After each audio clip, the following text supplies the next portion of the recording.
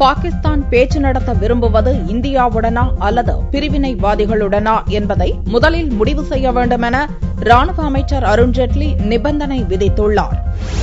டெல்லியில் நடந்த இந்திய பொருளாதார மாநாட்டில் மத்திய நிதி மற்றும் ராணுவ அமைச்சர் அருண்ஜேட்லி கலந்து கொண்டு பேசினார். முந்தைய காங்கிரஸ் கூட்டணி ஆட்சியில் நிலக்கரி சுரங்கங்கள் ஆட்சியாளர்களுக்கு வேண்டியவர்களுக்கு ஒதுக்கீடு செய்யப்பட்டதாக குற்றம் சாட்டிய ஜேட்லி, நிலக்கரி சுரங்கங்களை ஒதுக்கீடு செய்வதில் உள்ள பிரச்சினைகளை களைய தேசிய ஜனநாயக கூட்டணி அரசு எடுத்த நடவடிக்கைகளை பட்டியலிட்டார். ஊழலை ஒழிப்பதிலும் இந்தியாவில் நியாயமான வெளிப்படையான வர்த்தக சூழலை ஏற்படுத்தவும் தேசிய ஜனநாயக கூட்டணி அரசு திடமான நடவடிக்கைகளை எடுத்து வருவதாக கூறிய ஜேட்லி, சில அரசு நிறுவனங்களை தனியார் மயமாக்குதல் போன்ற பொருளாதார சீர்திருத்த நடவடிக்கைகளில் உறுதியோடு இருப்பதாகவும் தெரிவித்தார். இதைத் தொடர்ந்து செய்தியாளர்களிடம் பேசிய அருண்ஜேட்லி, இந்தியா பாகிஸ்தான் பேச்சுவார்த்தை குறித்து பதிலளித்தார். புதிய மத்திய அமைச்சரவை பதவியேற்பு விழாவுக்கு பாகிஸ்தான் பிரதமரை அழைத்ததன் மூலம் அமைதி பேச்சுவார்த்தைக்கு இந்தியா தயாராகவே இருந்ததை சுட்டிக்காட்டிய ஜேட்லி, கடந்த ஆகஸ்ட் மாதத்தில் இரு நாடுகளின் வெளியுறவுத்துறை செயலர்கள் அளவிலான பேச்சுவார்த்தை நடக்கவிருந்த நேரத்தில் டெல்லியில் பாகிஸ்தான் தூதர் பிரிவினைவாதிகளுடன் பேசியதையும் இதனால் பேச்சு தடைப்பட்டதையும் விவரித்தார். பாகிஸ்தான் பேச்சுவார்த்தை நடத்த விரும்புவது இந்திய அரசுடனா அல்லது நாட்டை பிரிக்க நினைக்கும் பிரிவினைவாதிகளுடனா என்பதை முதலில் முடிவு செய்ய வேண்டும் என்றார். எல்லையில் நிலவும் அமைதியற்ற சூழல் பேச்சுவார்த்தைக்கு உகந்ததாக இல்லை என்று கூறிய அருண்ஜேட்லி, பேச்சுவார்த்தைக்கு ஏற்ற சூழலை ஏற்படுத்தும் பொறுப்பு பாகிஸ்தானிடமே உள்ளது என்றார்.